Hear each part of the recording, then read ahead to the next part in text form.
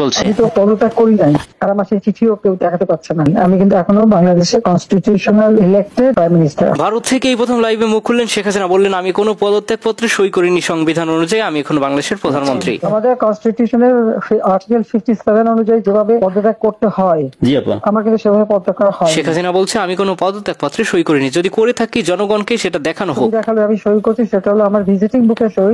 ছবিটা ভালো করে দেখলে দেখা যাবে ওটা একটা মোটা বই। জি আপা, এখানে ভিজিটিং ওরকম কোন বই প্রাইম মিনিস্টার সই করে পদত্যাগ করে না, আর আমার সেই চিঠিও কেউ দেখাতে পারছে না। চিঠি তো গণভবনে রেখে আসছিলাম। জি আপা। এই সব কিছুর মূলে রয়েছেন রাষ্ট্রপতি। রাষ্ট্রপতি শেখ হাসিনার নির্দেশে বলেছেন স্বাক্ষর করেছে, কিন্তু আদৌ কি স্বাক্ষর করেছে জানতে চায় বাংলার জনগণ। শেখ হাসিনা পদত্যাগ করেছে, এটা কাগজটা দেখছেন তো দাবি করছেন এখানে চুপ করে দেখো মিয়া, বসে থাকবেন কাগজটা দেখাও দেখি সে কথা পদত্যাগ করেছে। এখন শেখ হাসিনার এই পদত্যাগকে কেন্দ্র করে সামাজিক যোগাযোগ মাধ্যম তথা সারা বাংলাদেশের জনগণ উদ্বিগ্ন।